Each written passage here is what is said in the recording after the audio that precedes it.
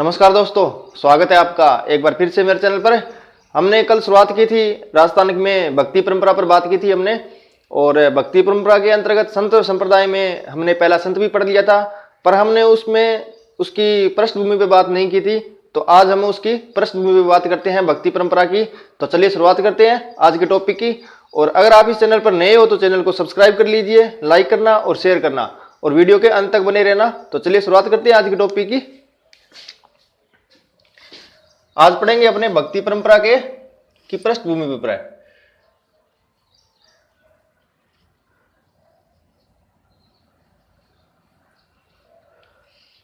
भक्ति परंपरा पर बात करते हैं राजस्थान में। भक्ति परंपरा के दो प्रकार है। एक तो आता है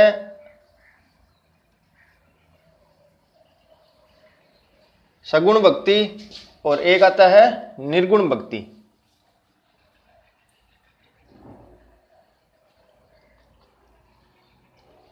और यहां से एग्जाम में क्वेश्चन बनते हैं, जरूर बनते हैं, इसलिए ये इंपॉर्टेंट है, सगुण और निर्गुण भक्ति।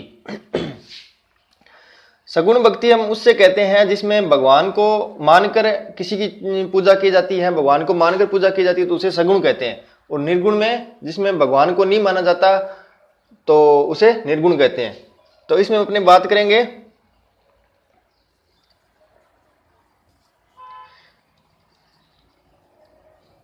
जिसमें भगवान को साकार रूप में मानते हैं, जिनका कोई आकार में या फिर गुण के आधार पर जो पूजे जाते हैं वो सगुण भक्ति के अंतर्गत आते हैं। और इसमें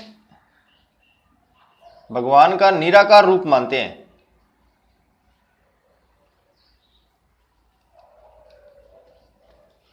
निराकार मानते हैं।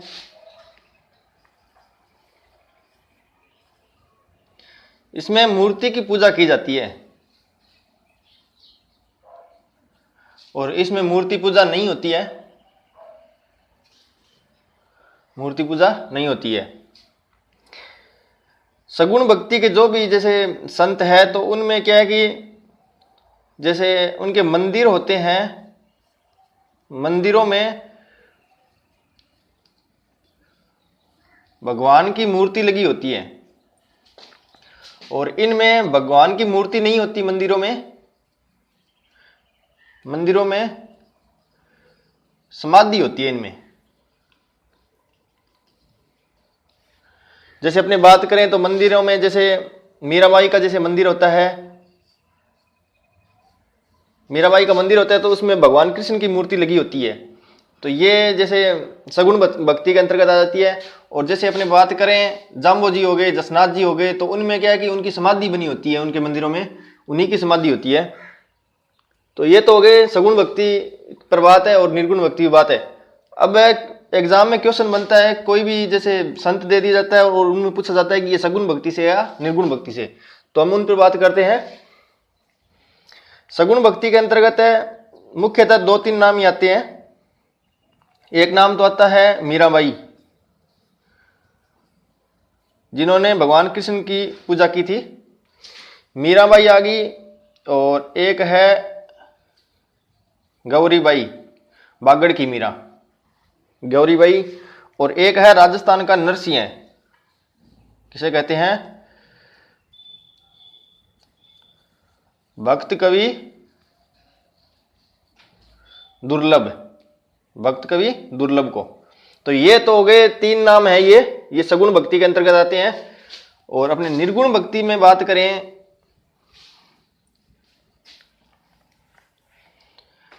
निर्गुण भक्ति के अंतर्गत अपनी बात करते हैं तो नाम आता है जाम्बो जी। जाम्बो जी आगे, जसनाथ जी आगे,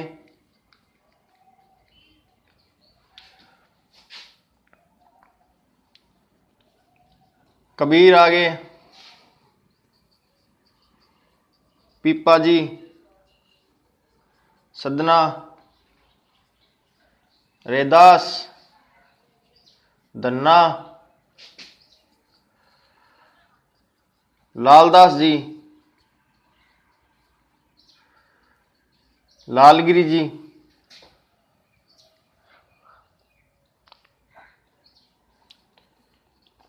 हरिदास जी,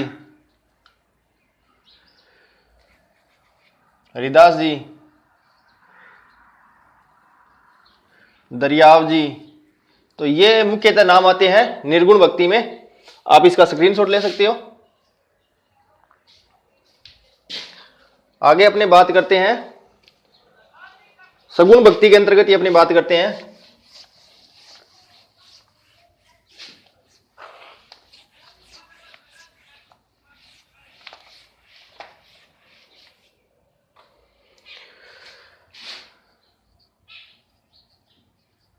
सगुण भक्ति में अपने बात करें तो नाम आता है एक संप्रदाय शैव संप्रदाय। शैव संप्रदाय जिसमें शिव की पूजा होती है,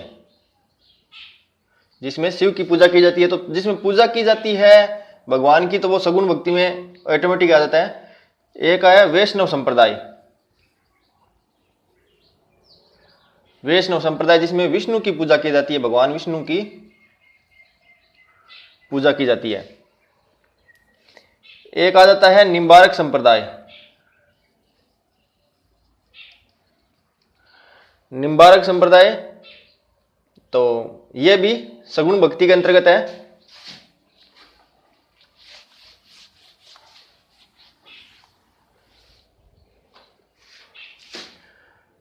एक बात करें अपने रामानंद जी। रामानंद जी, रामानुज जी, ये दक्षिण भारत में भक्ति परंपरा के थे और ये उत्तर भारत में थे। रामानंद जी के 6 शिष्य थे प्रमुखतः, जो आपने देखे हैं, जो निर्गुण भक्ति के अंतर्गत थे। जो कबीर थे, रैदास, पीपा, धन्ना, ये रामानंद जी के शिष्य थे।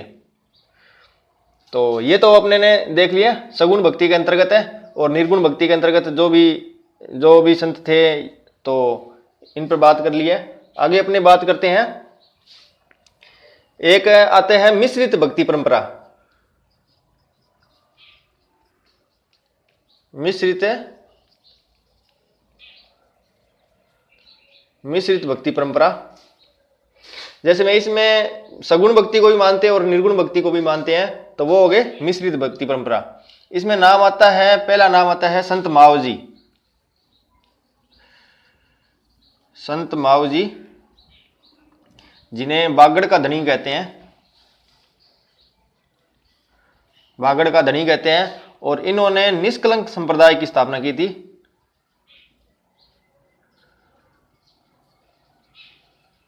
निष्कलंक संप्रदाय की स्थापना की थी इन्होंने। दूसरा नाम आता है चरणदास जी।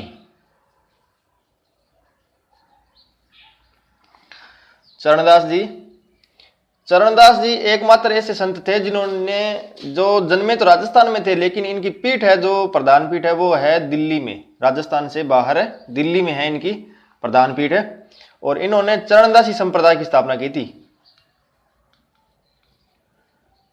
चरणदासी संप्रदाय की स्थापना की थी।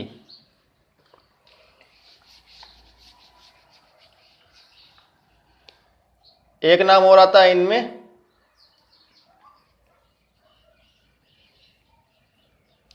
हरिदास जी सांखला। हरिदास जी सांखला, इन्होंने निरंजनी संप्रदाय की स्थापना की थी।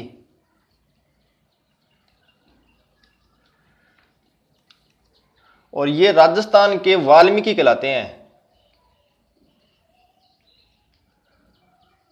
राजस्थान के वाल्मीकि कहलाते हैं ये हरिदास जी सांखला। क्योंकि वाल्मीकि जो बचपन में या फिर शुरुआत में डाकू थे, और हरिदास जी भी डाकू थे।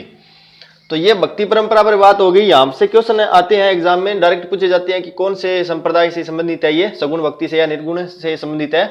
तो ये अपने ने बात कर ली है इनकी पृष्ठभूमि पर भक्ति परंपरा की। आशा करता हूँ ये वीडियो आपको अच्छा लगा होगा, आपको ये बहुत हेल्पफुल साबित होगा। आप इसे बार बार रिवाइज करिए। तो मिलते हैं नेक्स्ट वीडियो में नए संत के साथ, नए संप्रदाय के साथ। तो थैंक यू।